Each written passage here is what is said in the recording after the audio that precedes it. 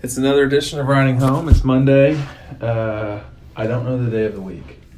I mean, I don't know the date. Yeah, it's Monday. It's Thank you. 26. We're coming on to Georgia, Bama today, press conference day. In a little bit, we'll go down there and watch them practice for 15 minutes in the indoor facility, no less. Yeah, that's good at least. It's not going to be cold outside. I don't think I could tell you. It's really cold outside. Honestly, I'm always hoping for indoor because it's never, or very rarely is it good weather. So you're always hoping for indoor because it's either too hot to where you're sweating or it's too cold to where. Even in October? Generally, yeah. It's either or. It's really hard to get in between. In Athens. Yeah. What did you make of today? Anything? I mean, Kirby really doesn't get away from his script ever. No, I mean, yeah, he's himself. And he was more complimentary towards Alabama than he is about most teams. Usually he gives they're a good team, why, like, UMass, why are we doubting them so soon? Like, don't say anything bad. Like, did he say that? He said something on the line. Someone asked about playing young players, and he's like, why are we assuming that? And it's like, because it's UMass, that's why we're assuming that. But, against Alabama, he had very specific things to say they liked about him. Specifically about the wide receivers he really liked. Tua, obviously. He talked about the receivers a lot. I don't know if that's why I don't know if he was asked about that a lot or he brought it up a lot. I mean, they're really exceptional, and there's no question. But like Jerry Jeudy played in that game last year. He played against Georgia. Yeah, Jeudy, and a lot of the kids who are there now played in that game. They just. I guess they just weren't Calvin Ridley, and they weren't that name. That's right. And the other thing too is when Tua came into that game, it did take Alabama a little bit of time to get going. It's just whenever you change a quarterback. They were all over him in those first couple of drives, and from that point forward, Alabama started moving the ball. And eventually winning the game, scoring. I can't remember 26-23 was the final score, but Hurts could do nothing. Yeah, I don't remember his first half stat line, but I remember in the press box, I was talking to some people, and we were all just like, if they have to take him out, or else they're going to lose this game. But we didn't think it was going to happen. They weren't just going to lose; they were going to get blown out. Yeah, he was bad. He was not. The offense wasn't doing anything with him in the game. No, they barely got first downs. And this week. If you look at the statistical, I should have brought the papers in here. I mean, Georgia is scoring at a very solid, not relentless pace. Alabama's scoring at a relentless pace. They have slowed down some in November, and only because they've dealt with LSU, Mississippi State, and Auburn to some degree. They got slowed down by Citadel just because Citadel held the ball that whole first half. Yeah. But they are not scoring at the pace that they did, and they probably won't score 50 on Georgia, but they have the capability of scoring 45 on anybody. Yeah, with the offensive players that they've got. Yeah, they could, and if they're scoring 45 on Georgia, then I don't think that would happen. But I don't think it would happen either. On their best day, if they performed at their best, I think they could probably score 45 on Georgia. I don't know if Georgia could score over 35 against them. But now their defense is not the same as it was. Georgia? Alabama. Well, neither of these teams' defenses are as good. I don't think. I agree with that, yeah. I watched Alabama a lot. I don't know if I'm intelligent enough about them to say if they've improved defensively from game one to now. If you look at the Auburn game, Auburn was successful scoring in the first half, and I thought the Auburn game for Georgia's purposes was only about the first half, because the second half Auburn wouldn't have the ability to stick with them in terms of depth and personnel and stuff like that. Yeah. It just wasn't going to happen. And they did not. They did not stick with them. But how that matters now, I don't know. Do you think let me ask you this. So they're going to play this game in the same exact location. The only thing that's going to be different are some of the players and the television network. Georgia will have on red. Alabama will have on white. Georgia will be the home team. The head coaches are the same. The fan mix will probably be about the same. Yeah. Something like that. I'm sure, I guess it's deja vu, but you have to wonder how many times these guys are going to start to meet in the near future. I mean, who is in Alabama's way in the West? I mean, Auburn. I don't, especially not Auburn's, this year. But they always have the capability to kind of rebound, just because they do recruit well and they get kids out of Atlanta. So I don't think they'll be in the way next year or even really the year after that. But they do have the capability to switch. Kills me to say A&M maybe 1 year can do well. A&M would have to get their act together pretty significantly to beat Alabama. I'm talking about over the next 5 years. I think we are more likely to see Georgia Alabama in the championship game than we are to see any other combination. Oh yeah. But I think 3 out of the next 5 years, it would not be odd at all to see Bama and Georgia play in the SEC. I think it will at least be 3 out of 4 or 3 out of 5. Maybe 4 out of 5, maybe even 5 out of 5. Who has the more difficult path? They of do. The two? Yeah. They have the more. Yeah, I would say so. But it's not by a lot anymore. I mean, Florida. I mean, Florida's functional. Yeah, they're a good team, and have the capability to become a very good team, and. I'm not as sold on Tennessee as Matt is, but no, I don't know what he's talking about. But, I mean, recruiting wise, he seems to really think that. But they're still a top 15 recruiting bunch. I mean, if you're Tennessee, you are almost certainly going to lose to Alabama every year. Yeah, I mean they're really. So there is no margin of error for Tennessee to get to the title game when you've got that one assured loss. Now, they handled business against Auburn this year on the road, so that was a huge win. But for Tennessee, you're stacking up against Alabama every year. Georgia. You're Florida and Tennessee. And Georgia. I mean, you're facing the 2 best SEC teams every single year. You are, yeah. For the next, at least through the next. So in this decade, Georgia has won the East 4 times with 11, 12, 17, and 18. It seems likely that they would win it next year. I'm having a hard time seeing who would naturally bubble up against them. The best chance would be the Gators. And for that to happen, who I think overachieved this year. Honestly. I agree. Yeah. But for that to happen, Florida would need to be playing overachieving again, and Georgia would need to underachieve greatly. Apparently by three scores. And next year this team should be better. They shouldn't underachieve. Well, let's talk about that for a second because, Fletcher, when I talked to him, he is adamant that this is the worst Georgia team that Kirby will have for a while. And then you're talking about a team that's, going to finish in the top 10 for sure, but maybe the top 5 when it's all said and done. I mean, if they lose to Alabama, they'll drop to number 7, 6, something like that. Oklahoma would move up in front of them, and maybe someone else would. But then they'd have to play Texas or perhaps West Virginia in the Sugar Bowl, a game in both cases they would be favored between 5 to 10 points in. So you would think that they would win the Sugar Bowl. If this is the worst Georgia's got, what does that mean about the future? I mean, because the present isn't so bad. Yeah. South Carolina cannot challenge Georgia. No, not the way they're functioning right now. It's only Florida. Only Florida, and in 3 to 4 years, maybe Tennessee. I don't think so, but they went. Tennessee did exactly what everyone thought they would do today. This year, they just did it in a different way.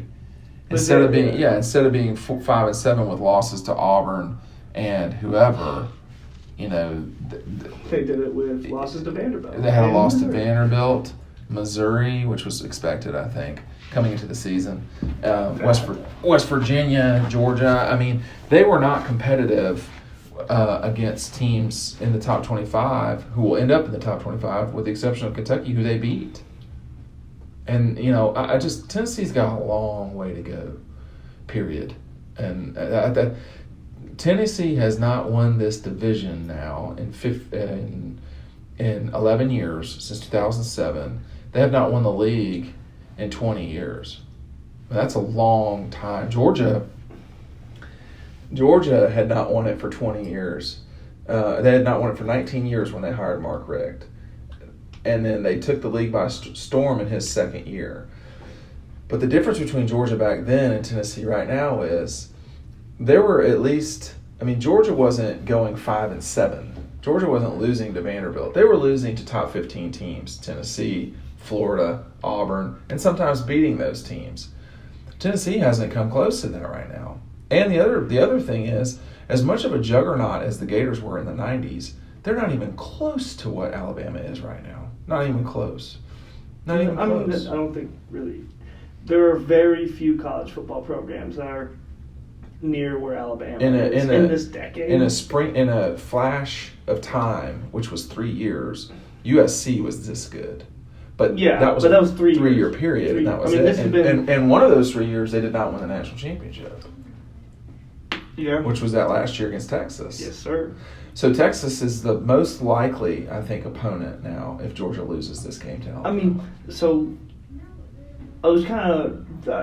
Texas would be about a 9-point dog. I was talking to all my Texas friends about it because, of course, they're excited because they think they're going to go to the Sugar Bowl. And so it looks like really the only way that they don't is Georgia wins and Ohio State jumps Oklahoma.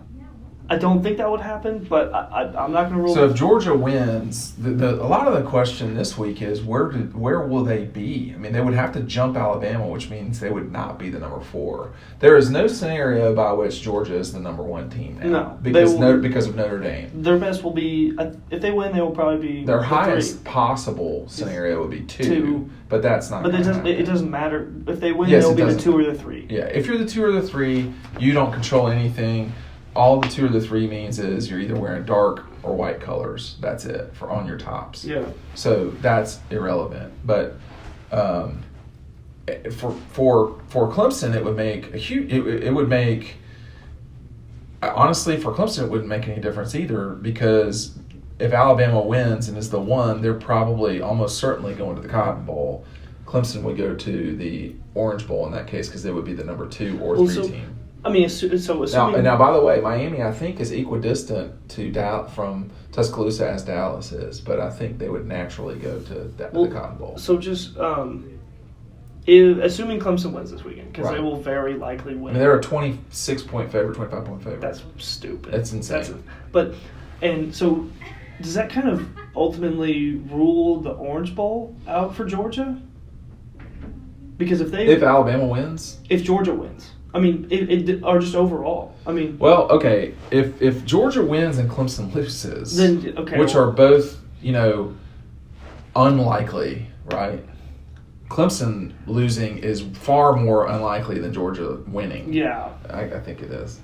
In that scenario, if Georgia were to win and Clemson lose, what was the scenario again? I'm sorry. So I mean, I'm just saying. How can Georgia play in the Orange Bowl? I don't think it's possible. It is very hard for them to get to the Orange Bowl. I think it's really only the sugar and the cotton now. So what happens in that scenario would be the chaos scenario. The question would be Notre Dame. Where would the committee put Notre Dame? And you would imagine it would be Dallas and not Miami. So Notre Dame as the number 1 team would go to Dallas as the home team. They would host Alabama or Oklahoma, either way, or possibly Ohio State. The only team. How many teams are really alive for this? Georgia, Alabama, Clemson, Notre Dame, Oklahoma, Ohio State. Is UCF in any way? It's going to be hard. It's going to be really difficult for that to happen. I mean, that would be really Alabama tough. Wins. Notre Dame's in. Notre Dame has lost. Notre Dame wins, okay. Okay, Alabama, Notre Dame win. Clemson loses. Oklahoma loses. Ohio State loses. Didn't win. Well, I think Clemson would still go in that scenario. I'm not saying it would be right, but I'm saying that they would go as a 12-1. Their so-called legacy, so to speak, would be what would dump them into the playoff, because the oh shit moment the playoff would have is we're not putting Central Florida into this thing. They don't have their starting quarterback. They allow 60 points a game on defense, or maybe that makes 40. Maybe they're just like, okay. The thing that kills Central Florida is, honestly, now they do not have the starting quarterback. And by the way, they have a game they have to play too, I think, against Memphis. So there's no certainty that UCF gets in there. All right, so anyway, let's leave them out. There's 6 teams. Notre Dame Notre Dame's most likely destination is Miami because of the assumption that both Clemson and Alabama will win this weekend.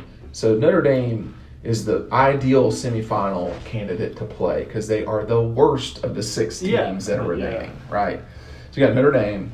Georgia, it's going to be hard for them to play anywhere in this postseason outside of Dallas or New Orleans. It goes New Orleans by a lot, then Dallas, and the Orange Bowl is tremendously unlikely for Georgia. A lot of chaos needs to happen. For Clemson, them winding up in Dallas is almost impossible. Yeah. I mean, even if they lose, it would be really hard to see that a team that lost to Purdue by 30, which is very Clemson. I mean, Clemson gets beat, but not by 30. That was awful. By some random team. Okay, so that would be Ohio State. I think Ohio State's shot of getting in this thing is almost lower than 0.5%. I mean, it's just not going to happen. They would need to win by 80 or 70. But I just never doubt the ability of Ohio State to sneak in. But they did not sneak in last year. No. They took a non-division winning Alabama over a conference champion Ohio State. And looking backwards, it was the right call. Yeah. That's not dissing Ohio State, who completely manhandled USC in the Cotton Bowl. That was, the best team was Alabama over in those 2, games. Oklahoma is the team that is probably going to get into this thing now. If Georgia loses, Oklahoma is the team that benefits immediately. I mean, they still got to beat the Horns. I was just going to say they have to beat a team they have not beaten yet this year. They have to beat a team. They have to beat the only team they've lost to. But they would have the argument for Oklahoma is pretty basic. We beat everyone we played, and that was Georgia's argument last year, and they won a Power 5 conference. If the Horns win, and they're about a 4-point dog. Last time I checked, it was like 8. It was something crazy. 8's a lot more than 4. If the Horns win, you got real. Then you're starting to get into a scenario where maybe it doesn't matter if Georgia wins or loses Saturday. If Oklahoma loses and Ohio State loses and Georgia loses, then you're starting to look at a scenario where, all right, who's got the worst loss here? Ohio State. Ohio State easily has the worst loss. Oklahoma can't beat Texas. I mean, that's what that would be. And Georgia's would be they can't beat, 2 teams, neither of which were at home. So Oklahoma and Georgia are both in the same situation in that they're playing these games in neutral situations. But Georgia's, of course, won. The LSU game was on the road. But anyway, it's back to the game here. Are these wild scenarios? What you and I basically agree there are 6 teams that can get into this thing. 6.0001. That's Central Florida. Yeah. That's just not going to happen. It does look like Central Florida, though, will get a crack at someone. Maybe not LSU now, but maybe the Gators. Again, I think they can beat Florida, too, by the way. I mean, yeah. They totally can. I think, without their quarterback. Without the quarterback, I keep forgetting about that. I'm not so sure now about that. What is the line for Texas, Oklahoma? 7.5, Oklahoma. So that's that's about a 66% chance for Oklahoma to win. So 2/3. And if I were Texas, I'd be okay with that. What do you mean? I would feel comfortable. Oh, with those odds? Yeah, saying I got 33 chance. 1 in 3 games? Yeah, that's okay. I would be okay with that if I were them. Georgia's sitting at about 18% or 20%. It's not real high. It's not real high. Now, when I was talking to someone last night, they said, you're overdoing it. The betting public really buys into 2 things more than anybody else, the Dallas Cowboys and Alabama. They overinflate their numbers. But Bama has covered in 8 of their 12 games. And they've covered some huge lines, too, by the way. I mean, I think... I'm not really decided if... I think it's far... I'll tell you right now, I would take Georgia in the number. I mean, it's way too big. Yeah. Well, this should be much more like 9 or 10 points. I know it jumped up. I mean, it was at 10. It opened at 10, went to 11, went back down to 10, and then it went to 13. I think 13 is too much. I would take Georgia there to cover. You don't like them at 10? At 10, I might take Alabama. See, I think I like Georgia until about 7. But look, the thing about it is the number, when it gets, if you're the underdog, like Georgia is in this situation, and you're a good underdog, you can use that as motivation, not to be the underdog, but the respect card. There's only so many times you can play that game if you're Georgia. You know what I mean? Yeah. Like, Georgia can't really do that very much. But after the Kentucky game, they were playing that card. And it's just and it was bullshit. It was like, but in this case, I think they have the right to say, you know what, I can't believe people are disrespecting us like this. No, I agree. I am, because it is just kind of the Alabama thing. Everyone overdoes Alabama. They do. They totally especially do. ESPN. Why do you say that? You know, our audience loves to hate ESPN. Well, because like every time you turn on, the amount of times I saw the last play of the national championship on ESPN is just like through the roof. Like, that's really a story that you should do. That's a story that we should have thought of. Is you just sit there on, X day and see how many times on linear ESPN, big ESPN, how many times do they replay that shot? In this commercials, they're just on a 1 day period. Well, I mean, I just this week it's probably astronomical with this game. And on the sports centers or what?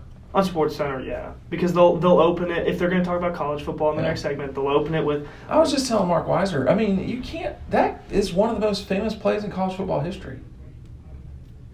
Yeah. I mean, there's just no doubt about it. I mean, what are the other classic plays? Vince Young and what else? Doug Flutie. Deshaun Watson to. That is a huge play. 1 second. That's not like. Well, this didn't even have a clock on it. That is not at the level of Doug Flutie. No. Etc. This is one of the most monumental plays in college football history. Yeah. I mean, honestly, it's a bigger deal than Lindsey Scott. Yeah. But in Georgia lore, of course, it's not at all. But if you just look at the grand pantheon of things, you've got national championship plays or college football plays. Well, they would have to be in the national championship game, I would argue. That's what I would say. Like, the moment that you've got Alabama, Deshaun Watson and them were on the 4-yard line, weren't they? Yeah, but that was still. I'm not dismissing it. I mean, I sent my wife down there. It cost me a pretty penny to send her down there. What is this? We're recording something. You want to step in, Marc? Hey, how are you? Marc Weiszer joins the Ride Home podcast. I'm trying to sit down somewhere that we can spread out. Where are you going? For what? We're recording. What up, people? Oh, Marc. We're still recording. A quick cameo from Banner-Herald reporter Marc Weiszer. You want to ask me that? I was just saying, come back in here for a second. Where would you rank that play last year in the pantheon of college football plays? The two were thrown in overtime. Yeah, I mean, I guess Flutie against... That's right. And who else? Was it Notre Dame? That was against Miami. Sorry about that. What about Vince Young? Oh, yeah, the push?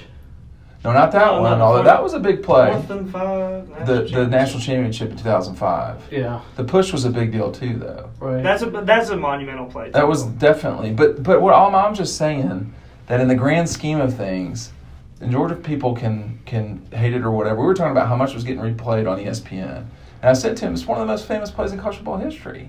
I mean, what was bigger than that? Well, I mean, for Georgia fans, probably. Lindsey Scott, but that's not. I'm talking about just for college football. No one will ever forget that play. You don't have anything else, Doug Flutie? No, I mean, you know what I'm thinking is that if you go to the College Football Hall of Fame, you can do like a fake play-by-play thing where they got all those plays you're talking about queued up there. Vince those Young, are some for of sure. them. Yeah, I mean, just trying to think. Well, I guess the Stanford Cal band play. Stanford Cal, kick 6. Yeah, I forgot kick 6. Yeah. But given the magnitude of that national championship stage and the season was over, it was a walk-off. You're talking about Bama, Georgia? Yeah. I mean, that was one of the most watched football games in the history of college football, too. If you think of another one, you walk through here in the next few minutes, let me know, and you can scream at our audience. Well, I'd probably say Frank Reich in Maryland. Oh, God. Coming back from 30 down or whatever. No one cares about the Turtles. Talk about a program that's disappeared. If it ever appeared. Well, I mean, in terms of drives, in the Clemson-Bama game, that was pretty... We talked about that, yeah. but the difference there was Clemson was on the 4-yard line or whatever when they scored that play. That drive is going to be hard to argue with. Yeah. But Texas had to drive the field too, didn't they? Mm-hmm. I can't. There's not that many plays that compete with the Georgia-Bama. All right. Hey, good online Athens.com. We just read a whole story about it. Peace. Marc with his Maryland garbage as usual. We've had really 3 national championship games in a row that were really good. I don't think you could say that about Ohio State, Oregon, could you? I mean, Clemson, Alabama in 2015 was good. I don't think it was as good as the time Clemson won it, obviously. I agree, yeah. Although Clemson, boy, Bama had them down, and they rallied. That's the thing, see. That's the thing about this game, I guess, too. Can you score points in a way that you can stay in the game with Alabama? Because Clemson with Deshaun could. They could. Well, I mean, the big thing. And Clemson without Deshaun last year could not, obviously. Mm-hmm.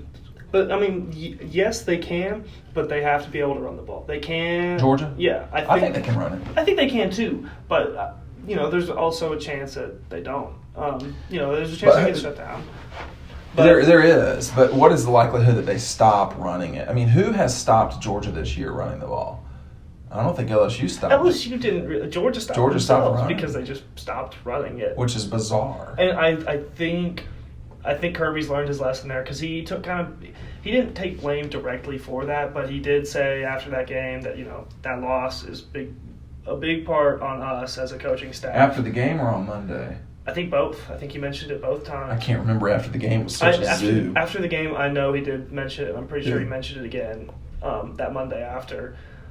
And so I think he's learned his lesson there because, Kirby does. A lot of people want to point at Jim Chaney, and Jim Chaney does have a big say in that, but Kirby does dictate. Yeah, no question. I mean, he's not calling plays specifically, but he goes on there and he says, hey, we need to be throwing the ball more. We need to be running the ball more, whatever. And I think that game he was really saying, hey, we need to be throwing the ball when you spread them out more. What is the likelihood of Tua having an off night? That's hard to say. A run game usually doesn't have... What's an off night for him? Rather than 70% completions, going for 58%. It's possible. That's totally a real possibility. I mean, Georgia needs to force the issue to some degree. The thing that I think, if you're a Georgia fan, you're listening to this stuff, that you need to pay attention to that I think is important is they're not going to try to be something they're not, Georgia. They're saying, this is who we are, this is what we do. I'm adding this part, but if it's not good enough, we're just not going to win. They're saying, we got to be what we are, we got to do what we do. That's it. I mean, speaking of Tua, I think what you really have to do, you have to pressure him. That's easy. But when you pressure him, it's easier said than done. He is an exceptional athlete. The thing is, when you do make contact with him, you don't necessarily have to sack him, but you can't let him escape that. You need to hit him. You need to make him get the ball out of his hands. Yeah. You can't let him, do that little, 180 run the opposite way and throw off, going against his. Well, him being left-handed is weird too now. Mm-hmm. I mean, I know that most people who listen did not play sports, but when you've got a left-handed person, it does make things a little odd. Well, because you just don't deal with it often. Because you're so used to right-handed people. And in sports like basketball and tennis, it makes a much bigger difference. But in football, it is a little weird to see a left-handed quarterback. Especially because in basketball, Oh, it's really weird in basketball. You'll go several. You'll remember and you'll be like, okay, guard left hand, prepare for it, left hand. But then you you kind of forget for a second because you're doing something else that this dude's left-handed, and you go back to your normal routine. You know, when we had a team that we played against in tennis in college that was almost all left-handed kids. 4 of their 6 kids were left-handed, and it changed everything. In football, no, not so much. You know, in football, you can be a right-handed team, so to speak, which means you run to the right. You prefer to go to the right. That's your power side. But in this case, everything flips for Alabama. Your better tackle should be on the right-hand side, guarding his backside. But he makes some throws that are absolutely stupid. I mean, like, the way he can put the ball in the basket is insane. He is exceptionally good. And it's all, especially when everything just kind of collapses around him. He's able to get up, and he still sets himself and makes those throws, but after kind of chaos has ensued, he gets out and then sets up again and makes that throw. If I'm Georgia, I try to make this game as much about someone other than Tua as you can. That will be the challenge. Yeah. I don't know if they can really handle that challenge, but there's a lot of football to be played. There's a lot more than just Tua that's out there. For the Georgia offense, you need to execute. You need to be basically what you have been. Yeah. You need to be able to run the ball effectively, because when that happens, you allow Jake Fromm to be himself. You're not forcing him to be the guy making all the plays. They'll lose if he's the guy making all the plays, or at least attempting to. Yeah. Right. I mean, you can't have. And I would say this if Jake were here right now, he needs to play his game. He needs to, for my favorite term lately, he needs to hit a bunch of forehands. We don't need any slice backhands out of Jake Fromm. You know, he needs to do what he does well. And for him, that involves the run game dramatically. That does not mean I'm saying he's a bad quarterback or he doesn't have physical skills. He does. He's at his best when the run game when is he's flowing. In control, like most human beings. Yeah. When Jake is in control, he's really good. Like, he is really good. When he's not in control, he can't save you. Tua saved Alabama last year, and I struggle to find a scenario where Justin would come in to save Georgia. He'd be different. But he makes too many logistical errors right now compared to what he will in the future that I don't know if he can come in and save you. But Alabama last year, they had to do something. Yeah, that was awful. That was really. They couldn't move the ball. Jake ball. Fromm's not that bad. No, not at all. And even if Hurts is, of all the quarterbacks in this game, I would put Hurts at number 4. I would put both Georgia quarterbacks in front of him. It's so hard to say because we still haven't really gotten a great. You would say Jake Fromm is better than Jalen Hurts? Yeah. Well, yeah. Oh, yeah. Dramatically. Yeah, it's noticeable for sure. Yeah. He can throw a football, whereas Hurts is primarily a ball runner with an arm. And who can throw the ball, but only when the team is kind of expecting him to. The other thing, too, looking back at, and I promise we'll wrap this up, but the other thing, too, that Jake did pretty well last year, he ran the ball effectively against Alabama when he needed to. He did, and that will be big, too, because they will, especially when they're expecting him to throw, when they know he's going to throw, if he can find just those small gaps where you can get 8 yards, 9 yards. 3 yards. Even, yeah. Just a short little pickup. I mean, this could be a higher scoring game than people realize. We've talked almost exclusively about the offenses, and we're going to do these all the week, but this could be slightly higher scoring than people think. All right, we're going to wrap it up because we've got to go out to practice. We'll catch y'all tomorrow.